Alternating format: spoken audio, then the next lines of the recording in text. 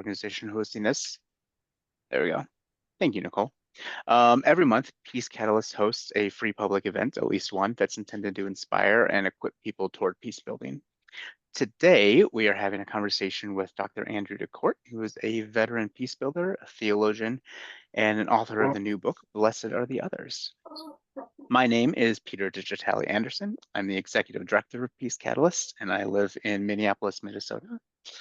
So to those of you from St. Paul, I saw one or two in the chat. Hello, good to see local folk. If you are not familiar with Peace Catalyst is an international network slash community slash mobilizing organization. I use different words at different times, but we're an international network of Christian peace builders.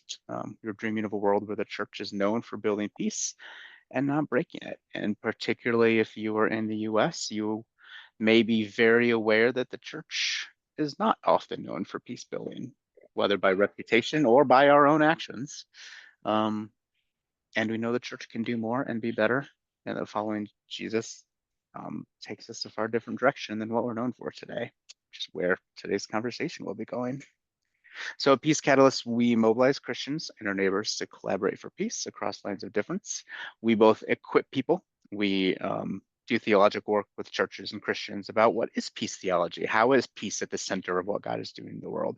And we do practical training. We do trainings in conflict transformation, nonviolent communication, community organizing, and social change when we look at our neighborhoods.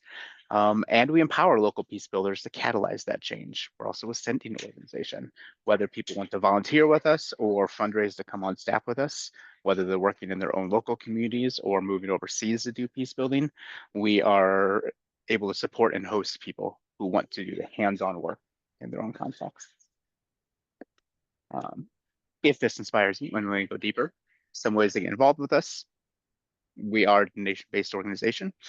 Our donations help us to have free and affordable events like this, and also to be able to do our trainings in a way that is available and sometimes free for people who are not coming from well-resourced backgrounds. Donations help support peace builders, particularly from low-income backgrounds and communities of struggle. We have a growing collection of peace builders who are from countries in Eastern Europe, Africa, elsewhere, and that number continues to grow.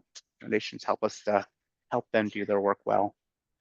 Donations also just help us to support a growing peace movement in the church, which is what this is about.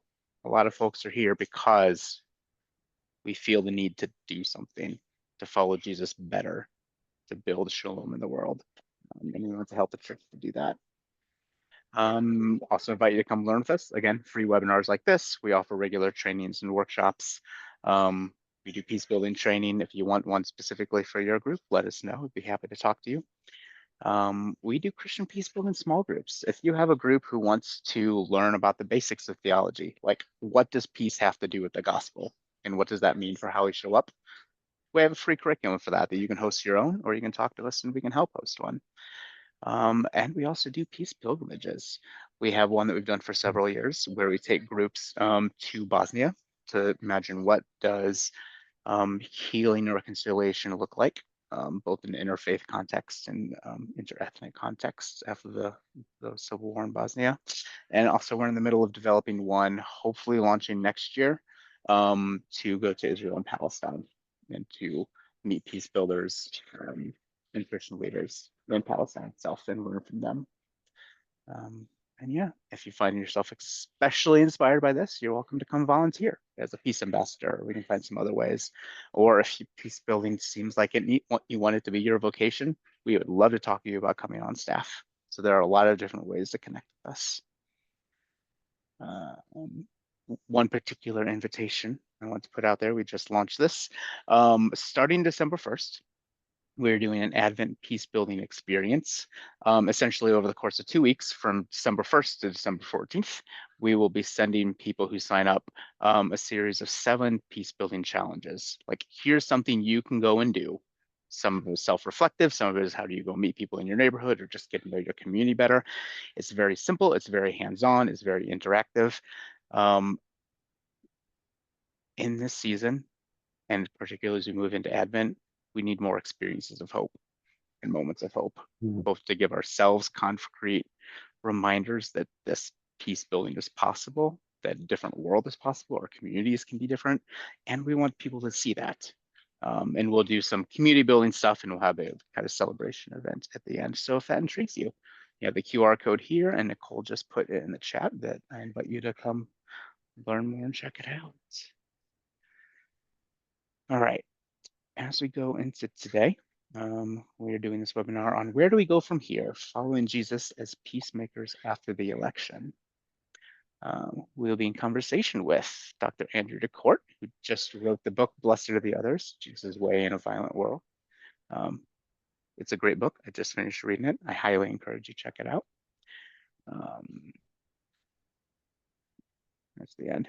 Yeah, and then we'll be, our conversation today will be, I'm gonna go ahead and close this, diving a lot into Andrew's book, and also talking about culture in America today and what's going on and how do we interact with that. So without further ado, I'm going to welcome Andrew DeCort. So glad you can be with us. Peter, I'm really happy to be here with you. Nicole, thank you. Peace Catalyst, I'm so grateful for your hospitality. Greetings to friends and neighbors across the earth, from California to the East Coast, from Korea to Ethiopia. Such a joy. And the first chapter of my book, Peter, ends with the lines, "We are not alone. We are not insane. We're human." And I feel that presence right now as you're talking about the need for people who are following Jesus to lean deeper into being people of peace and peacemaking. So thanks so much for your hospitality here. Absolutely. I'm so glad you can join us, and I'm looking forward to this conversation. Yeah, let's dive into this. Just for everyone else. So Andrew and I will talk for, I don't know, 50 minutes or so. We'll kind of give it a little bit, 50 minutes or an hour. And then we'll have some time at the end before we close out for you all to jump into the conversation, ask questions, reflect back on whatever's coming up for you. We'll kind of open it up then. As we dive in, Andrew, so I really like how Krista Tippett, who is the host of the podcast On Being, she opens every interview she does asking her guests about their own spiritual backgrounds. And I think in this conversation, that's particularly relevant to start with today. So I'm going to kind of blatantly steal her start because I think it's really useful here. So can you start off telling us a little bit about your own spiritual and religious upbringing? Like, what's the history that you're coming from? Absolutely. Yeah. I was born into a Pentecostal family, charismatic Pentecostal. And this is a tradition of Christianity that emphasizes the presence of God, the invitation to experience God, the kind of felt emotionally connected reality of God in the world, and spiritual practices of listening for God, of being open to God in unexpected ways and unexpected places. And I have many theological differences from traditional Pentecostalism, but I continue to really cherish that mystical core of the tradition that started in the wake of Jesus' movement, which is an invitation to God being alive and speaking and present with us in our everyday experiences. And this has continued to grow for me as I have gone deeper into the Christian tradition of seeing God present in creation. Jesus spoke of the flowers and the birds and of all creation as an invitation to enter into the presence of God. So deeply grateful for this formative upbringing. When I was in college, I went to Wheaton College and I studied continental philosophy. And this is a tradition of philosophy that heavily emphasizes asking questions and not remaining content with surface appearances and easy answers, but digging deeper, sometimes called critical philosophy. We were studying deconstruction before that really became a cultural trend. And again, this is a kind of philosophy that doesn't want to have cheap answers substitute for a rigorous, honest confrontation with reality, including human suffering, injustice, and violence. And so this was a really very meaningful cocktail of spiritual inspiration of this kind of Pentecostal, deeply faith-filled, fiery, mystical Christianity, combined with a kind of philosophy that was very rigorous, question asking, critical, sometimes skeptical. And this this heritage has really broadened out for me through 20 years of immersion into Ethiopian Christianity, which is one of the most ancient Christian traditions in the world, Ethiopian Orthodox Christianity. And one of my really most beloved places on earth, Peter, is called Lalibela. It's a village in the Mm, northern mountains of Ethiopia where there are these rock-hewn churches from the 11th and 12th century where people would go on pilgrimage. And rather than, building cathedrals to the skies, these Christians were digging places of worship into the mountains and going literally into the earth as they were worshiping God. And that has been extremely generative for me in this kind of mm, deeply grounded, truly earth-rooted spirituality of seeking the presence of God. And I would also simply like to name, Peter, that I have learned so much from Muslim friends and neighbors, deeply respect their spirituality, particularly the mystical tradition of the Sufis and poets like mm, Rumi, and um, and then of course Buddhist neighbors. But but really at the core of this particular book that we're going to be discussing is traditions that come out of the teachings of Jesus and trying to go back into that primal teaching that Jesus offered, and then seeing that through the lens of, I think, some of our most prophetic spiritual witnesses like Dietrich Bonhoeffer, James Baldwin, who's probably the main mm, kind of voice throughout this book, and an extremely profound but little known Jewish writer named Eddie Hillesum, who was brutally executed in Auschwitz. mm, Her diaries soon before she was murdered. So there's quite a mix here, but that's some of my journey, Peter. Thank you. Thank you. That's beautiful. And I could see both in your work and in your writing how the highly experiential tradition and the leaning towards the mystical, like what does it mean to find and experience God at work in us and around us, this grounded centeredness. Yeah, that tradition is very evident in our Hmm. view. Um, a, a note before we continue. Speaking to that groundedness, just want to invite you to welcome my kids and my family in my background. It's bedtime at my house, and I thought having my actual room, even though it's blurry, present would feel more homely than doing some sort of fake screen. So I hope it's not too distracting, and welcome to my house. I love it. I love it. All right. So Andrew, you at the beginning of your book, your first chapter is a letter to your readers, where you're sharing some of your own story, which has a lot of pain in it. Like you've gone through a lot to get to this point. Can you um, can you tell us a little bit about the experiences that led to this book? Yes.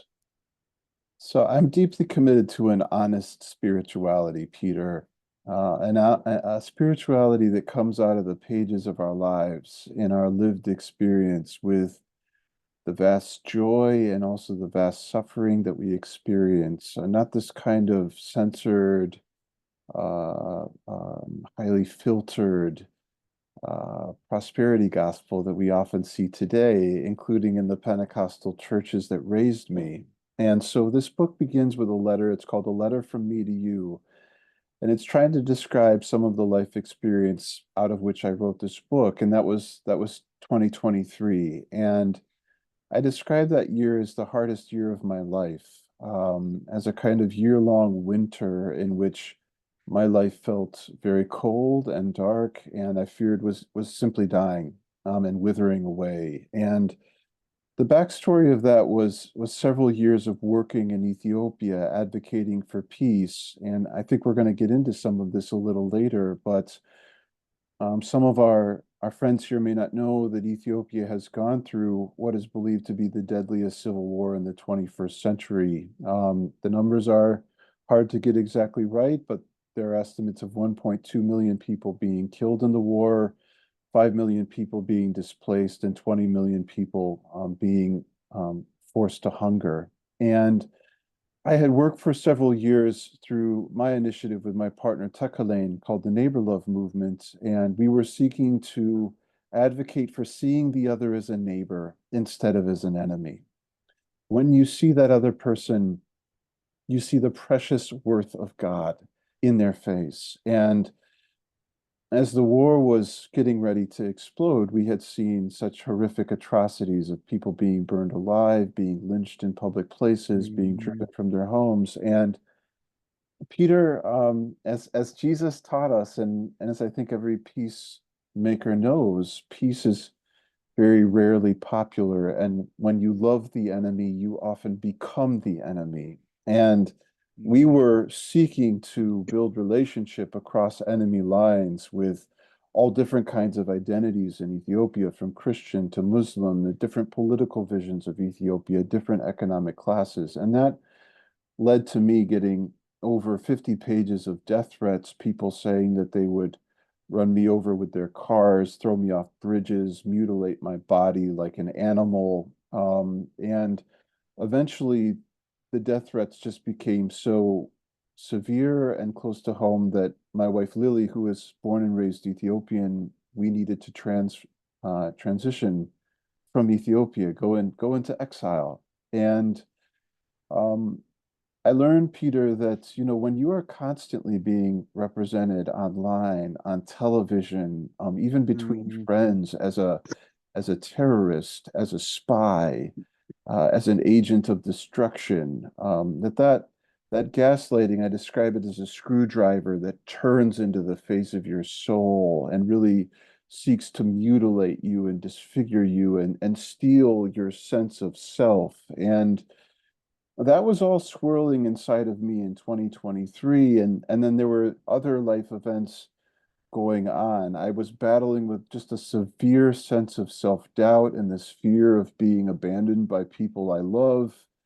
Um, I found out in the middle of the year that my dear father was diagnosed with cancer, and he passed away just 6 months ago. I don't know if anyone in the audience ever has intuitions of things that are coming. You may not know exactly what it's about, but you can feel the intensity of it. And this can be called anticipatory grief. I was aching with this sense of a catastrophic loss on the horizon, and also really feeling just severe pain in my marriage. Peter, I mean, let's be real. When you are seeking to do the work of peace and not being rewarded for it, not being congratulated for it, not being invited into the red carpet, but rather being labeled and condemned and chased away, that causes severe pain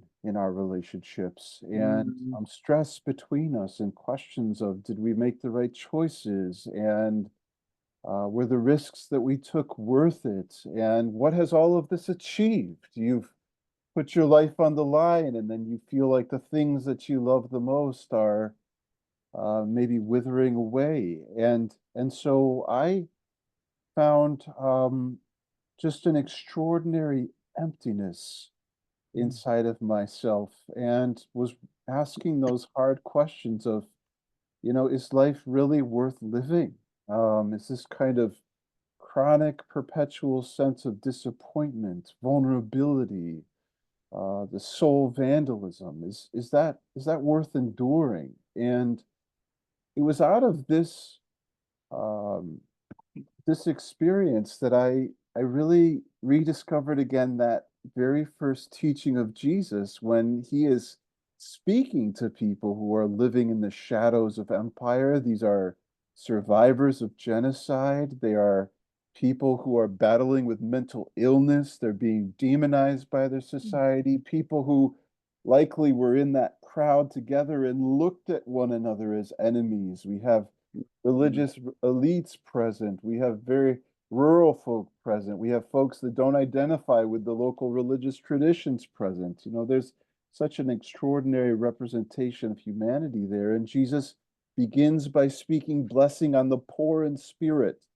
people who ache with emptiness inside, who feel like a slum is spreading inside of them and between them, people who may feel like their will to live is vanishing. And um, this experience of Mm, going through just quite a bit of pain, from our finances to our mental health to our family to our sense of basic safety in the world, um, really gave me fresh eyes to enter into that initial manifesto of Jesus at the start of his peace movement, um, that eventually mm, led to a pregnancy, and that was this mm, book. I thought I was just, barren and languishing and ready to call it mm, quits.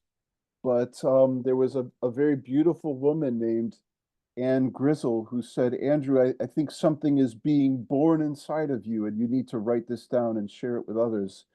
So this book comes from a very raw place. It comes from a very real place. And I hope that this letter that it begins with lets the reader know that this is not a religious work. It's not an academic work. It's not me pontificating about how much more I know than you. It's an mm, invitation into a mutual discovery of this very, very lit, alive, ultimately, I think, resurrecting teaching that Jesus gave in the shadows of extraordinary violence, loss, grief, precarity, the things that I think more and more of us know very intimately. So mm, this is a snippet of what that letter is inviting the reader to enter into as we explore this path that Jesus laid out from the beginning. mm. It is.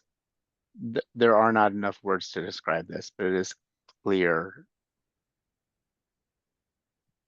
that this book came from a place of deep pain, deep trauma, and at the same time, a deep, grounded spirituality of what does it mean to be following Jesus when everything else is falling apart. Yeah.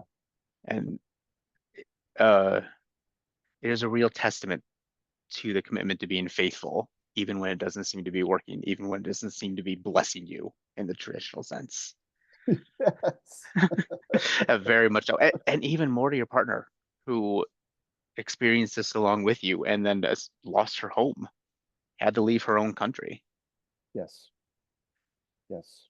Uh, One of the things I appreciate about you opening this way, you're laying this on the table, you're being very clear. Here's the pain, here's the journey, here's the root, the the place that this is being birthed out of. Um, and then in one of your first couple chapters, you wrestle with grief and you wrestle with pain and suffering. And one of the things I really appreciate in that is that you named it seemed like it was a significant step for you to recognize the amount of suffering that you've experienced, which particularly for I think a lot of us on this call and a lot of people who are, I guess, in Peace Catalyst's broader audience, like many of us are white and middle class. We're in America. We're in the theoretically richest and strongest country in the world. Um, we have a heart for people that we see suffering in our country and around the world, and we recognize that we have privilege, we have safety, and it can almost feel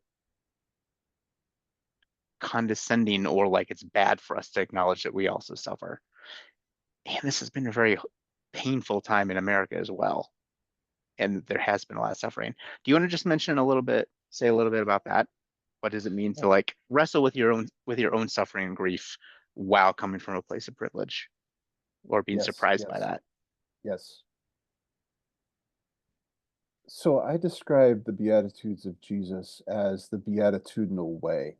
Um, these 8 blessings that Jesus speaks are not randomly strung together well wishes. They are an integrated path for becoming humanely happy. And the starting point that Jesus gives us is this strange declaration, blessed are the poor in spirit. You have permission to enter into your own experience of vulnerability, of emptiness, your own experience of loss. You do not have to style yourself as superior to anyone. In fact, when you're willing to own that, let me put it in the first person, when I'm willing to own that I'm a poor person, that I'm a person with needs, I'm not standing above anyone else. I'm not looking down on anyone else.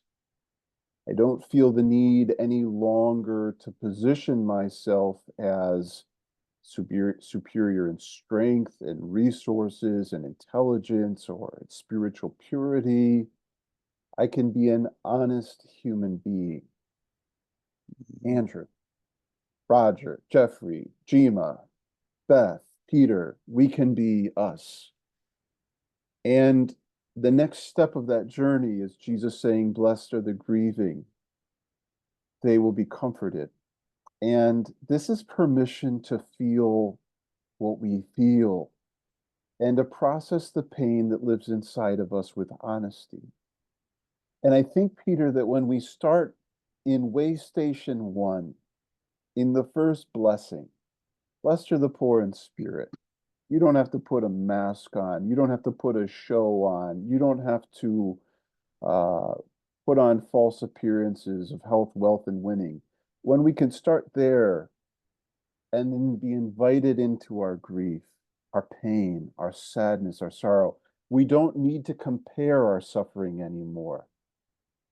We don't need to say who's suffering more, who's suffering less, who's more deserving to experience the heaviness of being a human being. And I think there's a kind of delightful paradox here, Peter, Mm.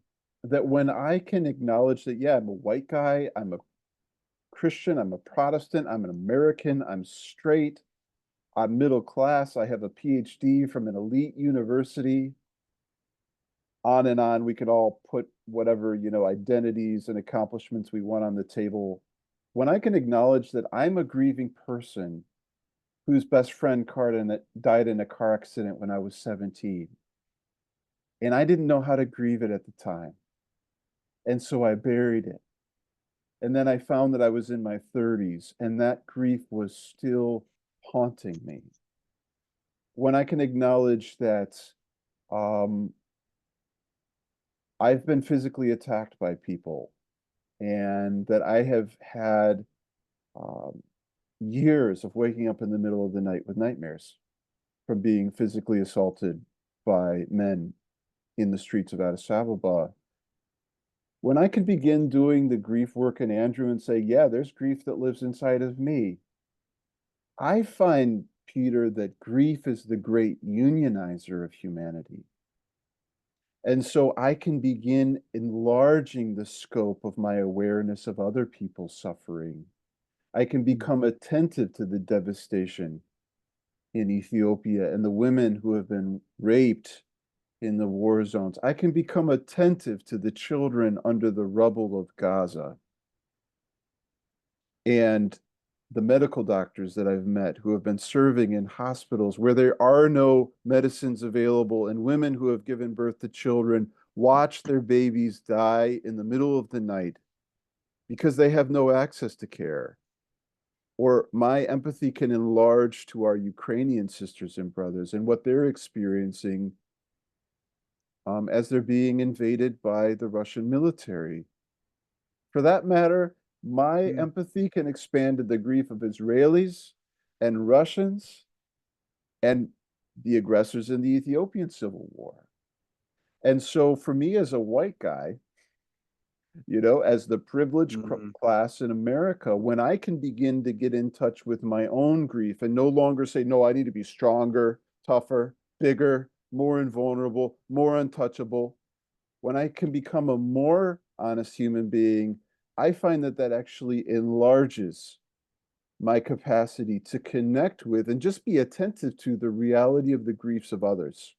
Mm. And so rather than it being a kind of competition, who suffered more, who deserves to weep, Mm. I could just weep.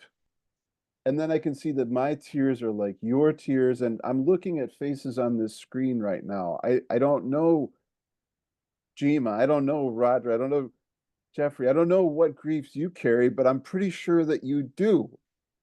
And my heart can reach out to yours because I know of what lives inside of me. There's this passage that I quote, Peter, from James Baldwin, where he says, if I know that my soul trembles and I know that your soul trembles, we can find a way to live together. So I don't think there's any competition in suffering. And in fact, when we can enter into that great unionizer of grief, when we can trust the words of Jesus, blessed are the Mm, grieving. You don't have to hide your tears. You are held in your sorrow. You will be comforted. An advocate will come beside you and cry with you. When I can begin to let that sink into Andrew, that I don't have to be threatened to open my heart to others. I don't have to be hardened anymore. So I would encourage all of us, whether you're living in a mansion and you're driving a Mercedes Benz or whatever the markers of status are, what is the grief that lives inside of you? mm, And rather than that becoming a narcissistic self-obsession, how does your grief begin to connect you to the griefs of others who may be very different than you and may have experiences of grief that are very different from yours, that are very different from mine? mm. Thank you. That's beautiful. Um, yeah, it's the great humanizer, the great equalizer of our contexts are different, our experiences are different, the sources of the pain are different, but as humans, we all know what it means to hurt, to grieve, and to celebrate and to joy and be excited. And wherever it's coming from, that is a place that we can connect. Mm. Yes, yes. The I want to get a little bit into this ties into some of the previous parts of this of what do we mean by blessing? What do you mean by blessing when we talk about this? So we're very clear when you're talking about some of your own story that following this path of being a peacemaker in the way of Jesus has not blessed you in the way that most people understand that term. Nope. Um, and when you talk about the beatitudinal way of Jesus, which you say in your book is essentially like the blessed way of Jesus, the way of experiencing blessings, the good way of doing things. You can say more about that if you want. Um,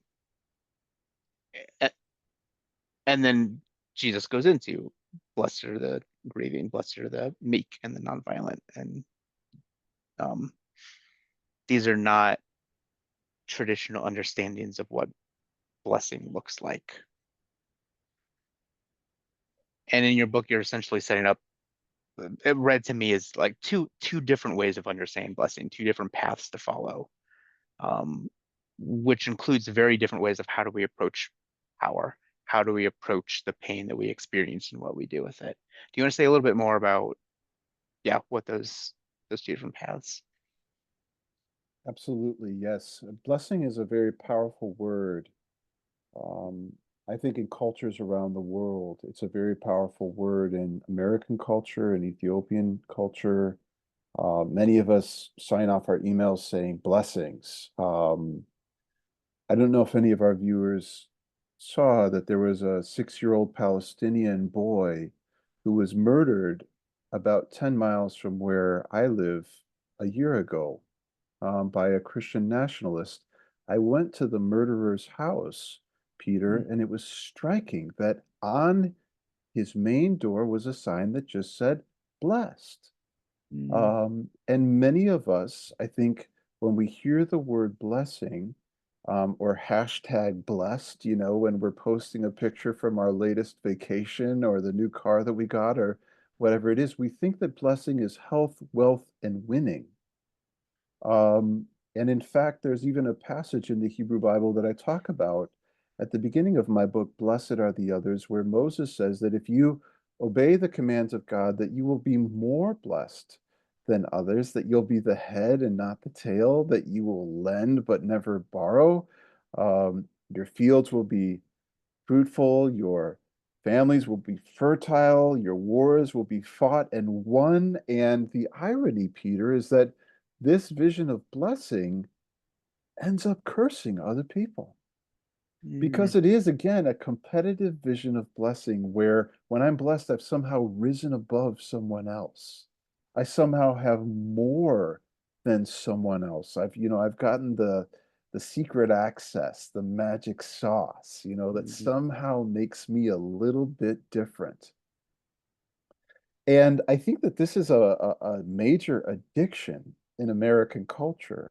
And we mm, can get into this more. But from the very beginning, we've had this kind of exceptionalist identity of ourselves that we're the greatest country in the world, we're the city on the hill, we have this manifest destiny, this unique blessing from God that makes us different from everyone else and that entitles us to treat people in ways that we ourselves mm. would never want to be treated.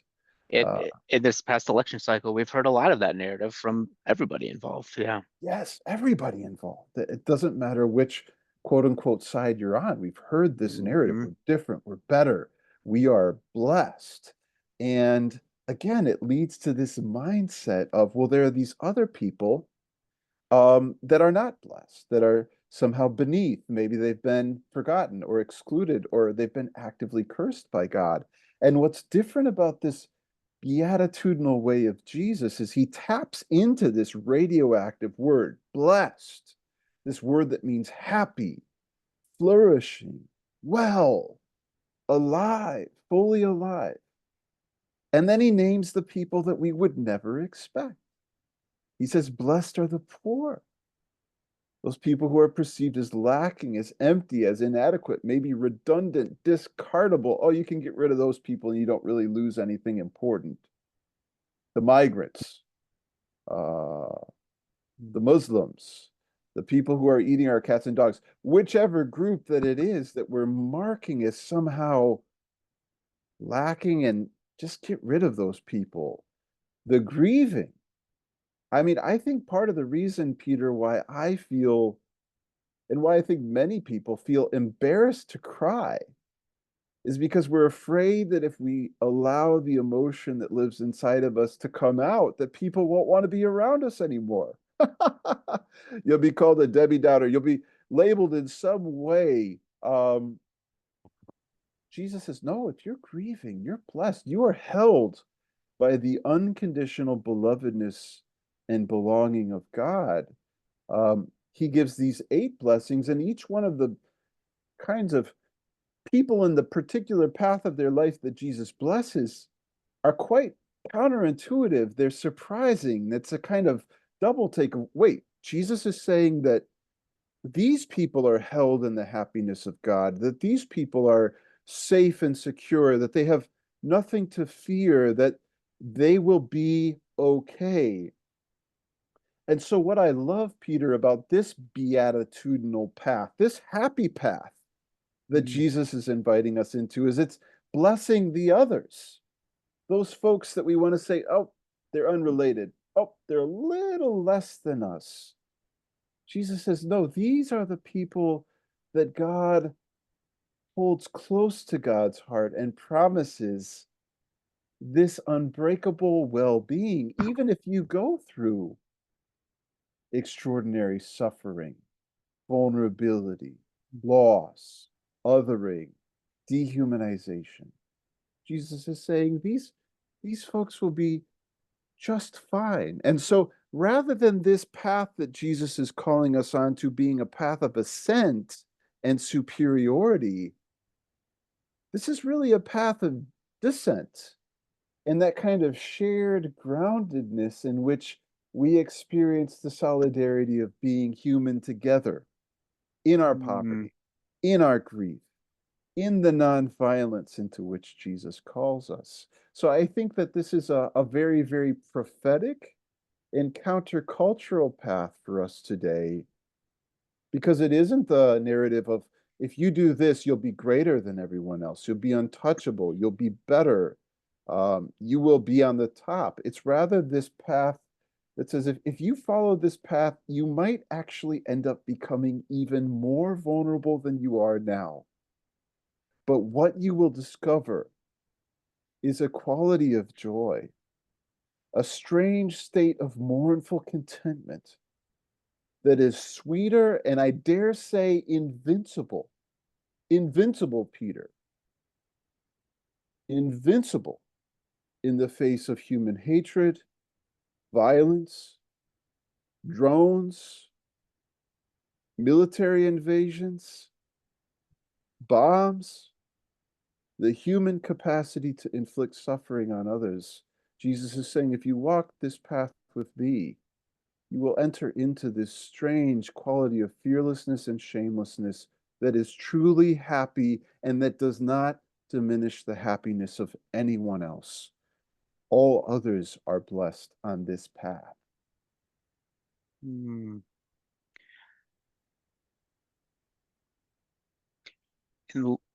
light of this conversation, what I think of how do we make that more practical? Like the point of today's conversation, where do we go from here? That's beautiful. That's a wonderful vision, and I hope everybody feels inspired to come into that. And particularly in America, as we're framing this conversation, people are exhausted, people are hurting.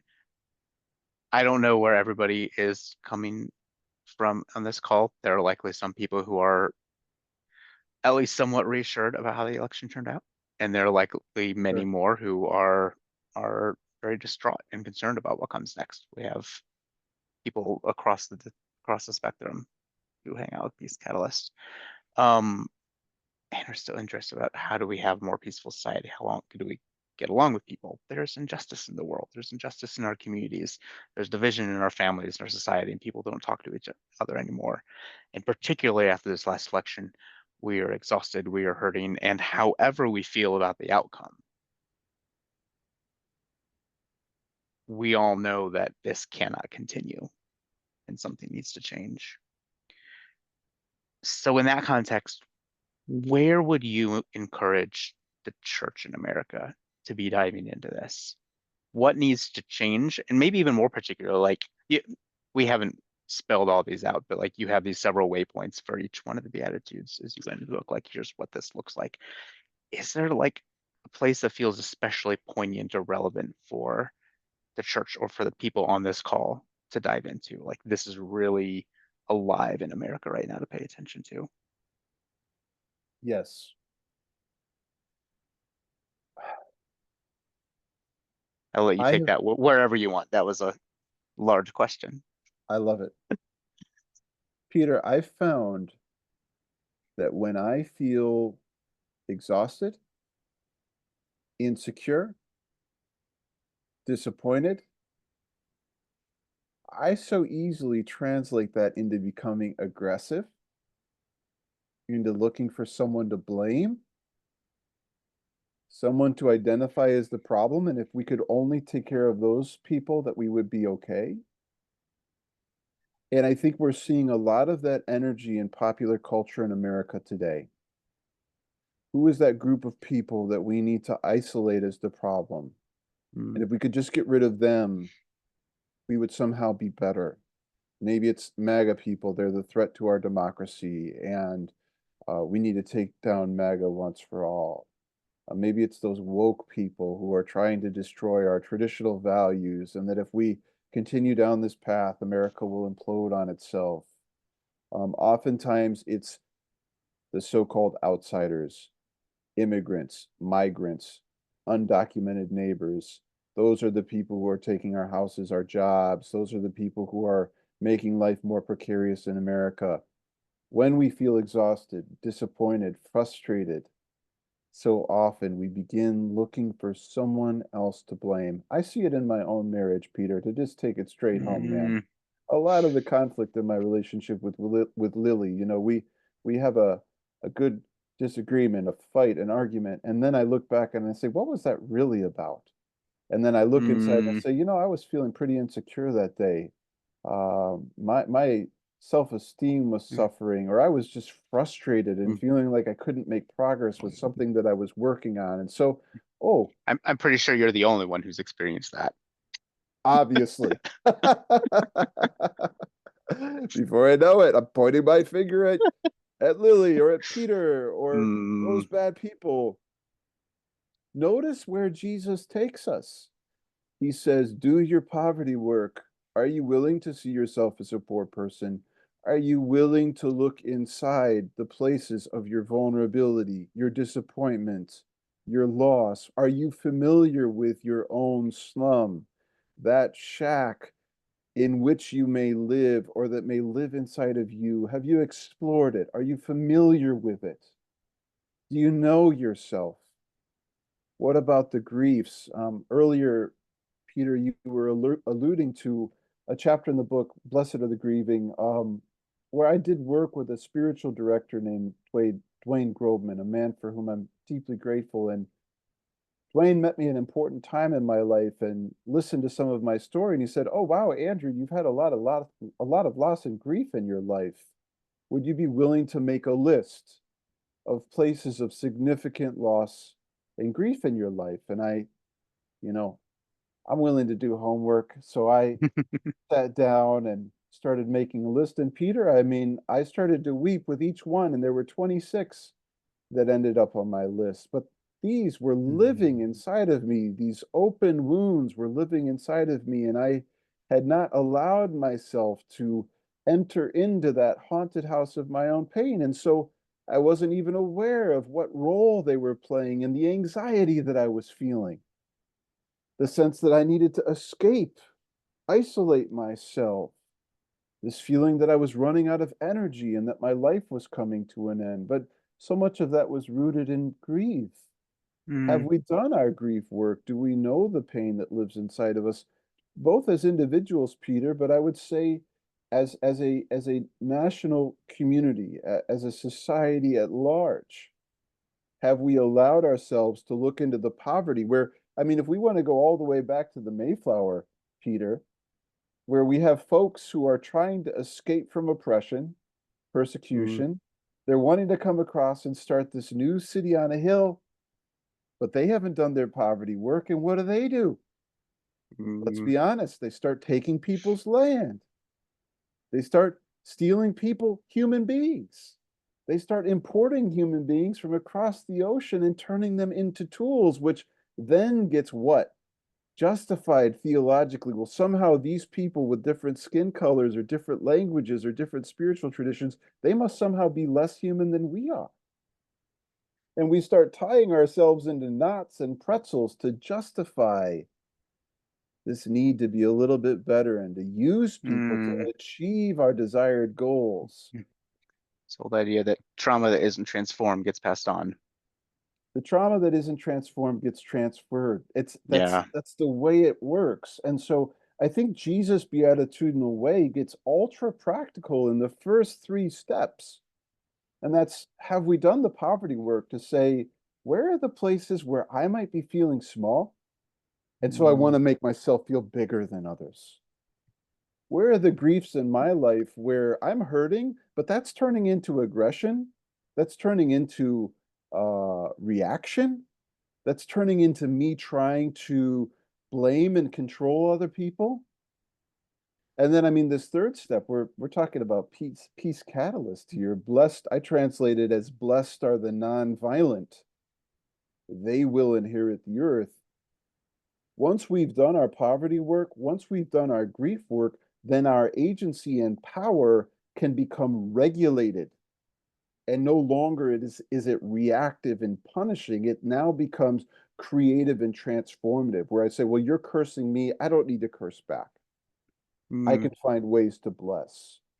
You're trying to get in my space and make me feel intimidated. I don't need to like flare up and try to intimidate you back. I can be a solid, grounded presence that faces you and stands my ground without trying to make you feel afraid. Mm. Um, you can have severe disagreements with me and say all kinds of insults to me, and I can respond by naming back your divine dignity as a fellow sibling who's been made in the image of God. So I would say, Peter, where do we Mm. go from here as we're exhausted, frustrated? Some people are, wanting to celebrate and saying, redemption is coming. God has answered our prayers. We're on the way to Mm. victory. We're taking America back again. Notice that energy. It's Mhm. competitive. It's conflictual. It's winning. We're going to take back. Mm. We're going to be in control. We're going to Yep. possess. About Some domination. domination. Hmm. Some of us, we've lost. We're retreating. We're grieving. We feel like we're losing. That can lead to retreat, to passivity. I think Jesus is very brilliantly speaking to all of us and saying, are you willing to do your poverty work? Are you willing to do your grief work? And so are you willing to have your energy, your power, your voice, your resources, your vocation become Mm, nonviolent, this creative agency that seeks the flourishing of all others rather than taking something back, rather than becoming greater than somebody else, frankly, rather than trying to save the soul of a nation, to simply be human together. mm, So I think that the Beatitudinal Way has a lot to teach us at each of these 8 way stations, but I think the first 3 are particularly timely for us now. mhm. You got into some of this already. Um, as a Christian peace building organization, both the Christian bit and the peace bit, um, at Peace Catalyst, we frequently run into the trap of when we talk about peace, people assume it's all about unity and getting along and resolving conflicts.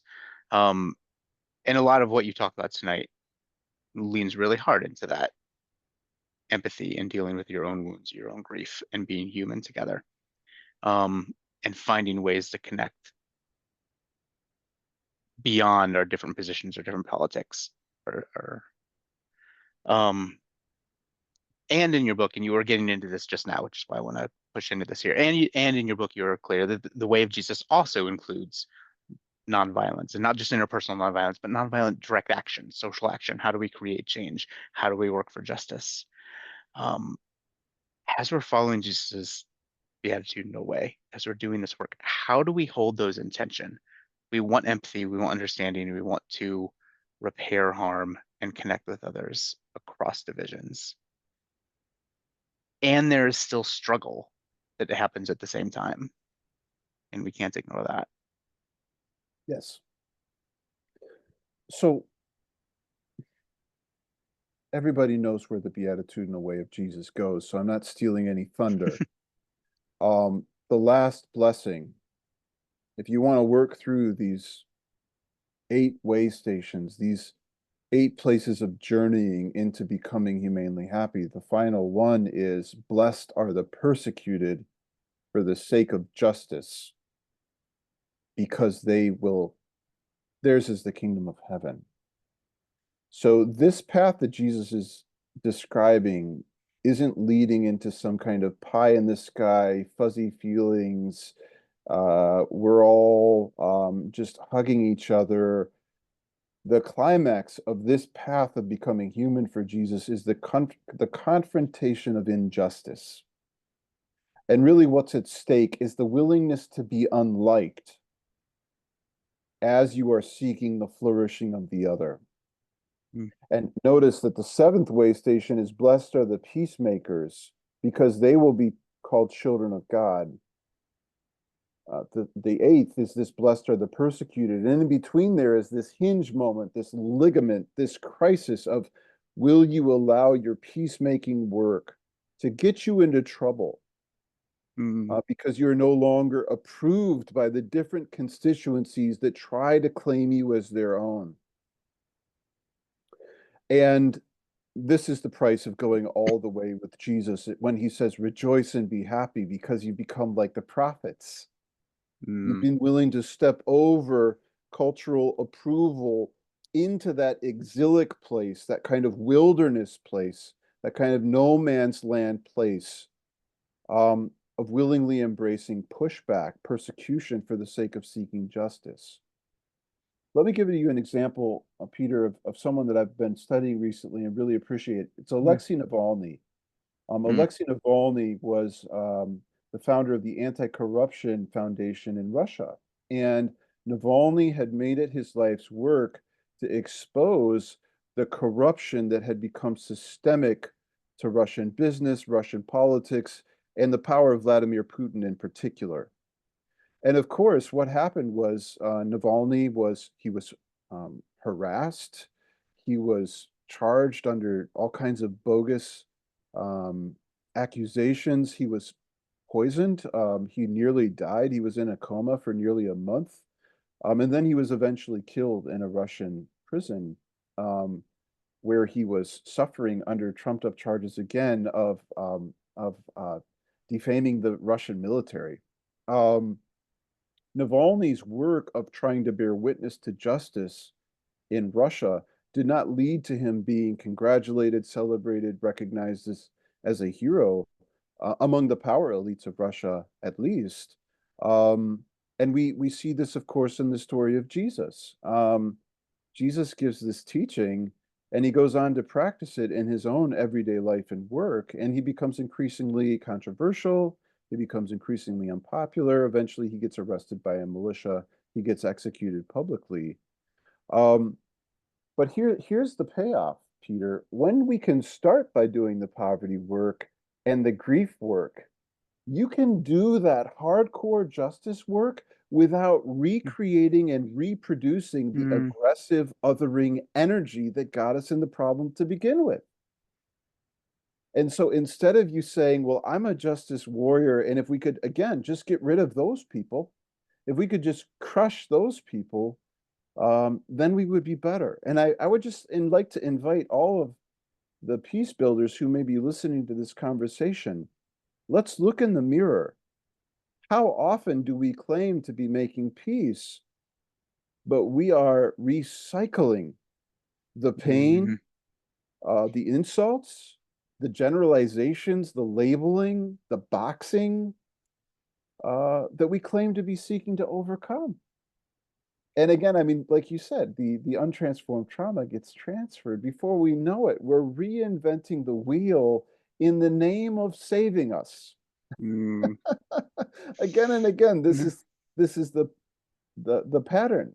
And so when we start in that place of looking at our radical suffering, our poverty, our grief, entering into nonviolence, we can journey all the way on this path to being persecuted, to being excluded, to being killed without mm, re-injecting the energy of resentment, bitterness, hatred, revenge into our society. And for anyone who ends up reading Navalny's book, he was killed in prison, but his book was published after he died. It's called Patriot.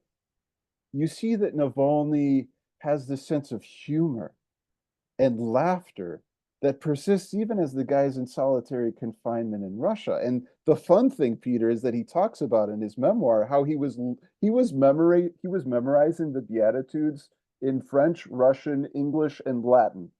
mm, That's what the guy was spending his time meditating on as he's in prison is a multilingual memorization of the manifesto of Jesus. And you can see this resilience and this joyfulness that persisted in his life. And he describes how he had become fearless and he was no longer even afraid of losing his own life.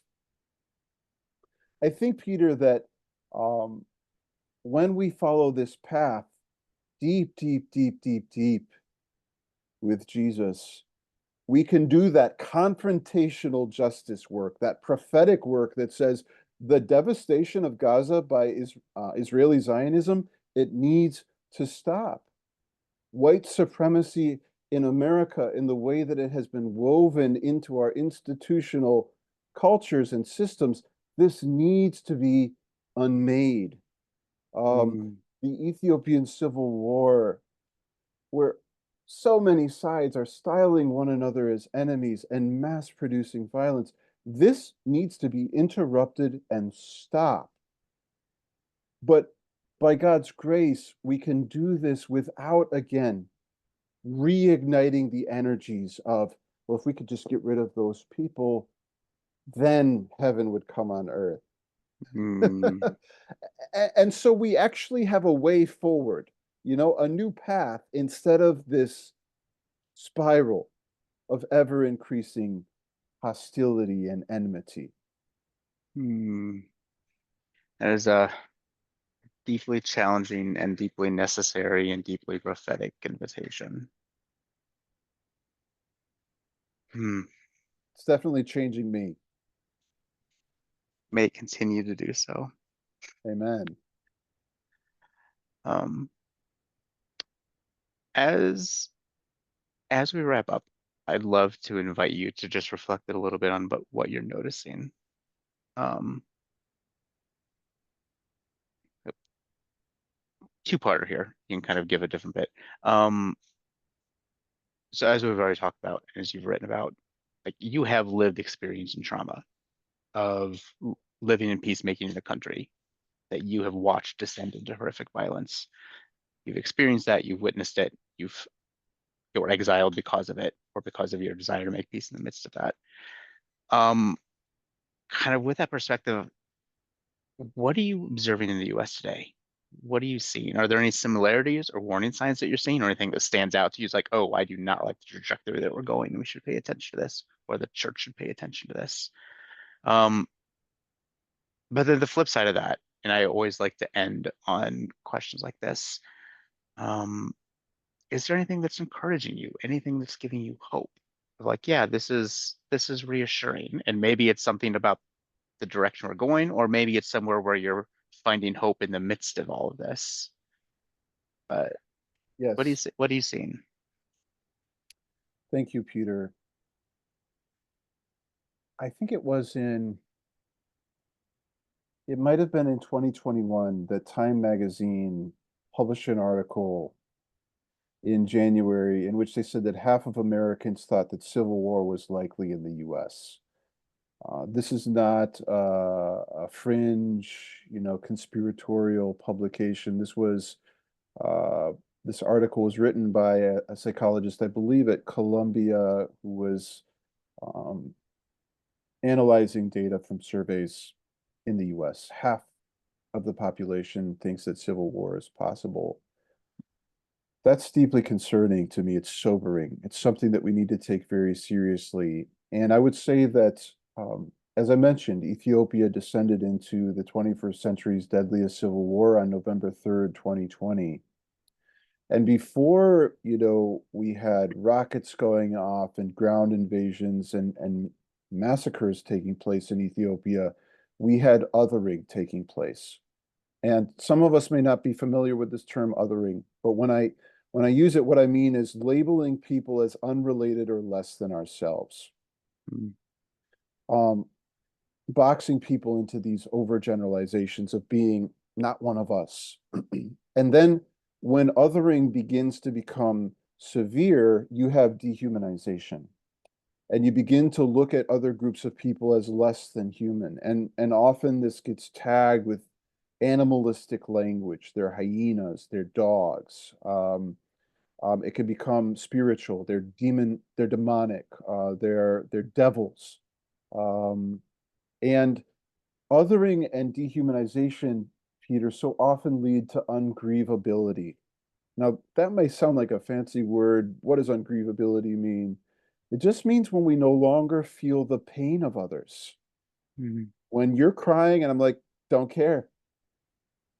When your family's in suffering, you're experiencing loss, and it just doesn't affect me.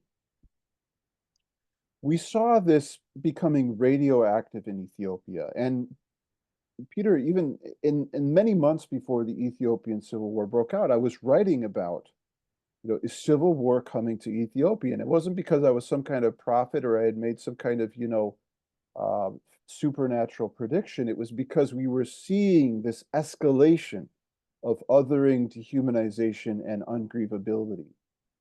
And what troubles me in the American context is that we're seeing the escalation of these same patterns where you increasingly have people saying, not just that I disagree with this group or that group, but we're seeing them as the enemy. And we're hearing increasingly elevated language of existential threat. If we don't beat those people, we will no longer survive. And then, Peter, we are hearing from the highest levels of power the open embrace of dehumanizing language. Those people are animals. They're less than human. They are mm, not human beings. And we're seeing a whole class, a whole group of Christian leaders rallying behind this and saying that this is somehow a fulfillment of prophecy, or that this is somehow ushering in God's purposes for the United States. Um, Let me just add this. We live in a society of spectacle. We Mm, love watching TV. We love movies. I mean, our cologne ads and our car ads are dramatic and cinematic and are meant to trigger this sense of intense emotion and feeling. We Americans, we love spectacle. We love sensationalism.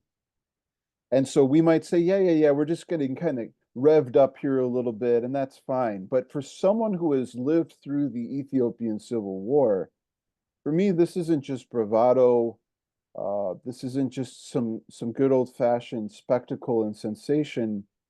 I feel troubled by these trends of the normalization of othering in American discourse, the acceptance of dehumanizing language in offices where the highest quality of rhetoric should be expected, where mm, we increasingly see these patterns of ungrievability, where someone else may be, as you said, experiencing exhaustion or a sense of loss or a sense of despair. And it's like we have become hardened, impervious. Their grief doesn't touch us anymore. And um, I would simply say that as we observe patterns of mass violence around the world, whether it's Bosnia, Serbia, whether it's Ethiopia, whether it's Rwanda, um, whether it's Russia, Ukraine, Israel, Gaza, we could, Northern Ireland, we could look at so many case studies. The gateway to mass violence is always othering. mm, It is always this escalation into dehumanization and ungrievability. And so I would just humbly invite the participants in this gathering here to pay attention to, where are you hearing othering language? Where are you seeing dehumanization being used to try to solidify a group? Well, we are the human people. We're the blessed people. We're the favored mm, people. We're the chosen ones. And those people are lower, unblessed. They are rejected, less than human. We need to put these lenses on and be looking for this language. And I would simply invite all of us to make a commitment with the Holocaust survivor Elie Wiesel, who said, "I will not allow anyone to be humiliated in my presence. mm, I will not allow anyone to be humiliated in my presence." And when you hear Fox News or CNN or whichever platform, or your friends or yourself humiliating someone, to do a check-in and to say, wait, what is the poverty in me that's getting a taste for this drug? What is the grief, the mm, ungrieved grief in me that is feeling like, yeah, let me take a hit of that to feel better? What is that aggressive agency that has not converted into nonviolence, that feels soothed, that feels satisfied by saying, yes, they are dogs. They are less than human monsters. They're demons.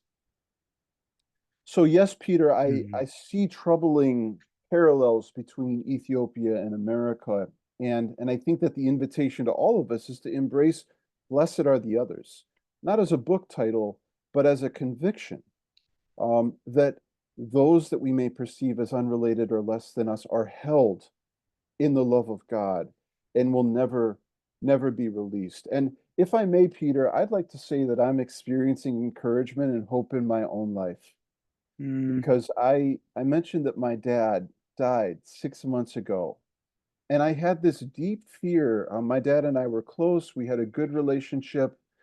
I had a deep fear that when my dad would die, that it would crush me, and that I would no longer be able to experience joy, and that I wouldn't be able to continue in my vocation and in my journey, and that I would simply be stuck or maybe finished. And what I've learned, Peter, as I've continued to walk this eightfold path of Jesus through poverty, grief, nonviolence, justice, compassion, the cleansing of the heart, peacemaking, the willingness to suffer for this work, I've discovered a radical sense of trust that my dad is okay and that I will be okay, and that people near and far who are grieving Mm, devastating losses, whether in families or in communities or in entire societies, we will be held by what Jesus calls the kingdom of heaven, and that we don't have to live out of fear, we don't have to live out of shame, and we can trust that in our place of deepest vulnerability, that we will be radically okay. And I see this in friends near and far in the United States. I see this in Ethiopia. I see this in people like you, Peter, and our friends at Telos, who are doing peacemaking work and bearing witness to we don't need to see any side as an enemy. And we mm, can enter into this mutual flourishing together. So, whether it's on the individual level or macro movements of people who are saying we commit to living lives of trust in the face of suffering because we believe in the love of God, I've never felt more hopeful, Peter. I've never felt more mm, hopeful. I've never felt more free to live a life of trust and honesty, rather than needing to puff myself up or to retreat out of fear. So I feel very hopeful in this time, whatever comes, that we will be okay and can continue our work. mm. Thank you so much. It is a hopeful and encouraging note to end on. Um, with just a little bit of time left, I'd love to open up for other folks who have questions before we wrap up. I'm just looking in the chat now. If you have a question, go ahead and raise your hand using Zoom, and we'll know and call on you. You're also, if you don't want to speak up, you're welcome to just type one into the chat. I'll note Andrew Gma has a nice message that you should read if you have not seen it yet. But that's just to you. It's not a question. And Kirsten was asking, Kirsten, if you want to add anything to your question, you're welcome to speak up. Kirsten was asking, so what have you found helps when you're in that grouchy, insecure place and you're falling into othering land? Kirsten, thanks for the question. And I love othering land. I think I may have to start using that. I am a frequent visitor to that land. I think first, just noticing that I am becoming grouchy and insecure, checking in with that awareness. For example, I was on a flight today and I got home to Lily, a wonderful welcome from her, but I just felt some sorrow in me, and I wasn't sure what it was about. And I felt, as much as I was so delighted to be so warmly received by my wife, this temptation to pull back, to retreat, to check out. And I just paused and spent some just a moment in silence to try to discern what is this in me that is feeling a little grouchy and insecure. What have I picked up along the way that is leading me to feel this way? So I'd say simply noticing is a crucial step. Um, I've really found that memorization is quite powerful. I mentioned that Alexei Navalny was memorizing the Beatitudes in like 4 or 5 languages. We Hmm. don't need to do that, but I just paused before we got on this talk and I closed my eyes and I sat in silence and I recited the Beatitudes of Jesus, and just allowed those words to wash through my consciousness. I've also found that when I am entering into othering land, confessing it to someone else can be diffusing. So there's a principle in psychology: when you name something, you tame something. And so whether it's with Lily or with my friend Dave or with my friend Matthew, I found that it can be helpful to just say, I'm really angry at those people. I am really tempted to degrade them and to generalize them and to see them as part of the problem. Or if it's in an interpersonal conflict, to just be raw and real and to say that that person who hurt me, I'm really tempted to make it my mission to make them hurt back. And that desire to hurt lives in me. And I feel it asking for permission to take over right now. And I just Mhm. want to let you know that that's going on inside of me. And I found that naming it, putting it on the table shamelessly with a trusted friend, diffuses it a little bit, tames it a little bit, where it's no longer, pent up, bottled up inside of me, and I'm battling it by myself. But I've put it into the light, and the light can begin evaporating that conflictual, othering energy a little bit. So awareness, moments of silence, recitation of something like the Beatitudes, confession, very powerful. And I think more broadly, doing work in therapy or spiritual direction has been transformative to me, where I've looked at what are the patterns of my grouchiness and my insecurity, not just where is it popping up right now, but Mm, where do I see it popping up in patterns in my life? And what's at the root of that? And so when I do see it pop up, I can say, oh, hello, dear friend. Welcome home, exile. I see you. I'm familiar with you. You can come mm, out into the lights. And it doesn't mean that, I'll be flawless and again, impervious, but it does mean that I won't be caught quite by surprise and that I won't be colonized or taken over by that grouchiness and insecurity that takes me into othering land. Kirsten, thanks so much for the question. mm. Thanks. All right. Who else? Any other questions? Something you're wondering about, reflecting on? And raise your hand or speak up or type in the chat.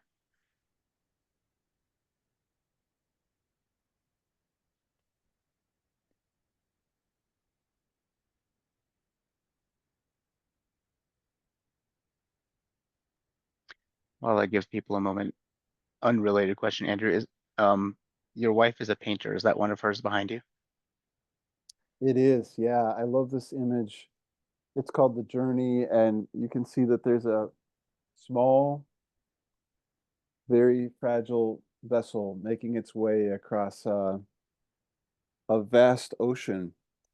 And for me, this is really a symbol of our journey. Um, so yeah, this is one of Lily's paintings. She's at lilydecourt.com if people want to check out her paintings. She's got a beautiful Yeah. exhibit in Chicago right now called Mhm. Light and Darkness that's been really quite grounding and helpful for me. Mm, thanks, Andrew. Yes. She has, Yeah. from what I've seen, she does beautiful work. Check it out. We don't get any benefit. I just like it and want to recommend it.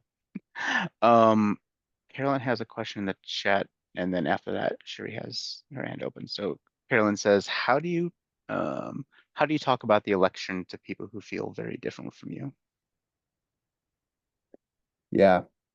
Thank you so much, Carolyn, for that important question. Let me start in this place. And I'm curious how you might feel about it. I have chosen to not align myself with any political party or identity in the United States. And I've published a prayer that is sincere, that says, Dear God, help me become more conservative. Help me to ground myself in things that are worthy of enduring conservation and to be as deep as the ages, and help me to be more liberal. Help me to be expanding and widening to others who are different than me and innovations that may be taking place in my society that lead to greater freedom. And then the prayer says, liberate me from the false dichotomies and binaries that exist in my society so that I can be a person of peace. Now, if you're a Republican, a Democrat, an independent out there, welcome, brother, sister, sincerely, without any sarcasm. But I have chosen to not align myself with a particular party or group because it takes me out of the winning and losing equation.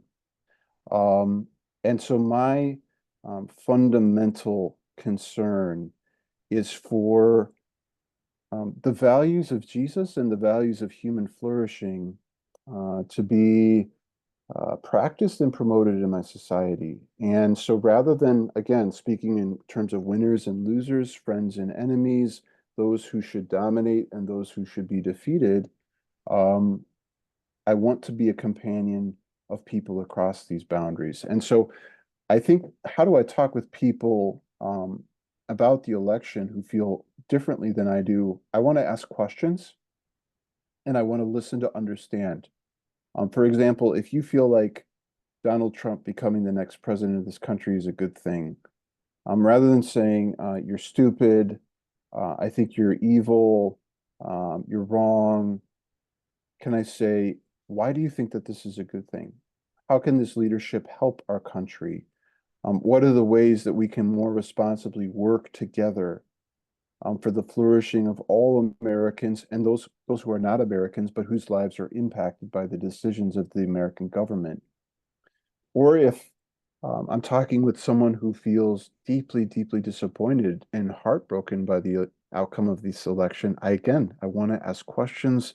I want to listen to understand. Where do you feel like our society is going wrong? How does this election make you feel more insecure and afraid? For example, I mean, on election day, I woke up, I picked up my phone, I had a text from an African American friend of mine, and she said, I feel afraid to live in my own country now. I want to understand that, and I want to accompany people through that sense of distress and volatility. So to put it short and simple, Carolyn, I want to break out of the othering mindset when I'm talking about this election and move away from the winners and losers vocabulary to how do we see values of honesty, truthfulness, justice, compassion, peacemaking, equity? How do we see those values um, being practiced and embodied in our society? How do we see those values being dishonored, decentralized, being mocked, um, being trivialized? That would be my attempt. Would really be to be rooted in listening in a time when we have so much talking. And that listening can be hard work. But again, if we're doing our poverty work, our grief work, if we're entering into nonviolence, then we build the muscle of being able to listen more resiliently in the face of some fierce disagreements. Thank you so much for the question. I think we have time for one more. Sherry. Thank you very much. This was wonderful. This is totally what my soul needed. So thumbs up. Mm-hmm. I don't know how to say this without sounding trivial, but you've done such incredibly spiritually taxing work. And I'm just wondering I hate the only word I can find is self-care. What do you do for yourself to feed your soul on a regular basis to allow you to do this work? Mm. Oh, thank you so much for that beautiful question, Sherry. It's absolutely essential. This work can be grueling. This work can take you to the end of yourself, as you know. Jesus said that unless a seed falls to the ground and dies, it cannot bear fruit. And this work can feel like falling and dying. And that's a really, really scary place to be in. So for self-care, ooh, I have found, and these will not be prescriptive, obviously. They're simply descriptive from my own experience, but I have found that spending time in silence is very grounding for me. Um, I intentionally sit sometimes with a timer for 5 minutes, for 10 minutes, and I breathe.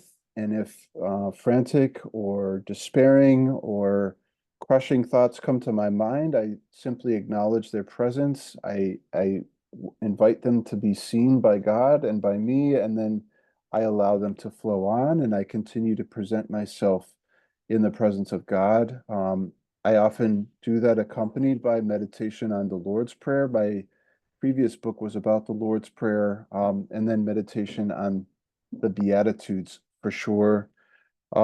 I found that physical activity is really important for me, Sherry. I'm slowly getting to know my body a little bit more.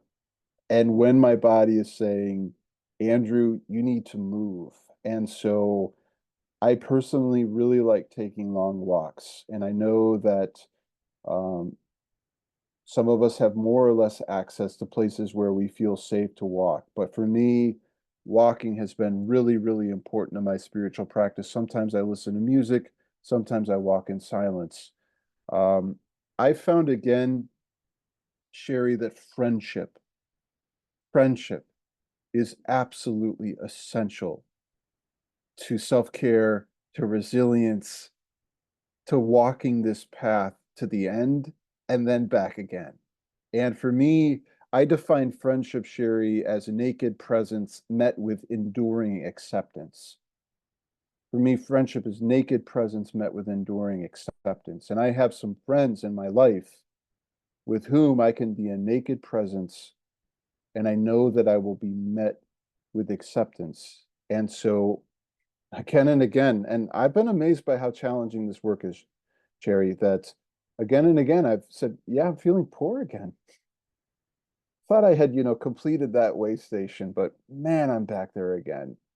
My grief, I thought that I was okay again, that I had like rediscovered joy and that I had cried all my tears and then my tears are flowing again.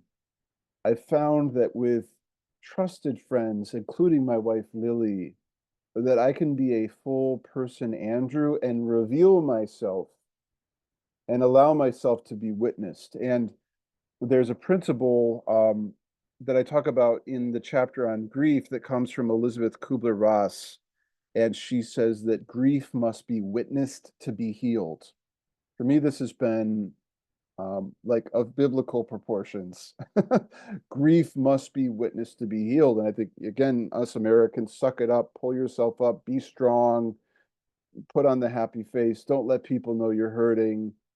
I found that my grief needs to be witnessed to be healed. So that work of friendship has been essential to self-care. And then I would also just say pacing is extremely important. So there are times in my life where I can listen to the stories of rape and I can listen to the stories of detention and modern day concentration camps, and I can be present with those sisters and brothers in excruciating pain. I can read the articles, I can dig into the research. There are other times where I know that I need to honor the image of God in myself, and I need to get just a little bit of rest, a little bit of distance, a little bit of pacing to the way that I'm engaging the suffering of the world. And that's been a place of humility for me, Sherry, because again, I want to be this guy that's always okay. And yeah, tell me your story. Yes, send me that article. Yes, I will advocate with you. I'm ready to go toe to toe with you to alleviate suffering, but I'm becoming just a little bit more self-aware, a little bit more humble, that I'm a little piece of creation and that I can't be on all the time like a machine. I'm a flesh and blood and souled human being. And so pacing has been really important. For example, I'm really happy to tell you this. I don't think I've said this in public really very much, that after I published this book, the very next day I went into a 5-day silent retreat and I meditated in silence for 70 hours because I had been so immersed in words and language, and I was completely exhausted, and I didn't want it to be an addiction. So I said, let me go with a friend to a retreat center and sit in silence for 5 days in a row. And we did that. And it was tremendously grounding for me. I'm not saying everyone needs to do it, but for me, where I was at in my journey, it was tremendously helpful to say, I think this is a time for a rest from words. I think this is not a time to just talk more. This is a time to be silent and listen. And that's what I did.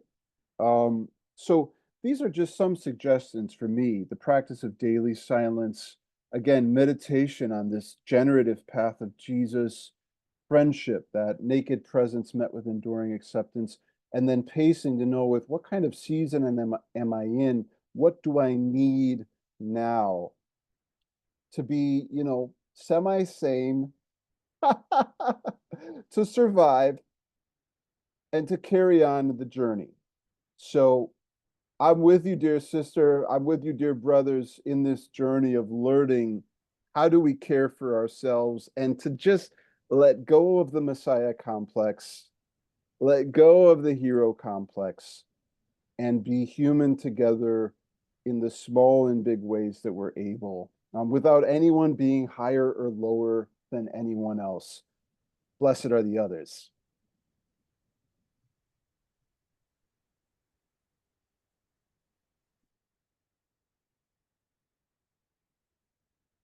Peter, I think you're muted. You can't read my lips. I'm so disappointed. Working on it.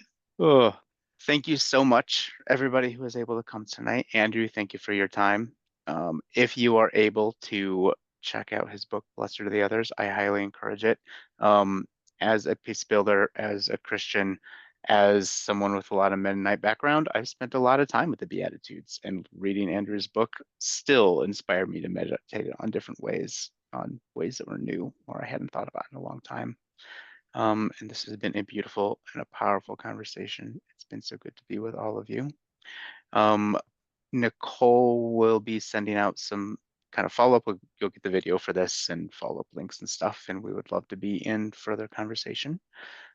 If you are in the Chicago area, I encourage you to go check out Lily's gallery and see some more of her beautiful artwork. Yeah, Andrew, I'm putting you on the spot slightly. Would you mind giving us a very brief blessing to send us back into the rest of our evenings? Blessed are the poor in spirit, because theirs is the kingdom of heaven. Blessed are the grieving, because they will be comforted. Blessed are the nonviolent, because they will inherit the earth. Blessed are the hungry and thirsty for justice, because they will be filled. Blessed are the compassionate, because they will be mirrored with compassion. Blessed are the clean-hearted, because they will see God. Blessed are the peacemakers, because they will be called children of God. And blessed are the persecuted for the sake of justice, because theirs is the kingdom of heaven. Rejoice and be happy, because you have become like the prophets. Thank you for your presence here. May you be energized to go in peace. Amen. Thank you all. We look forward to seeing you again soon. Thanks, everyone. Thank you so much.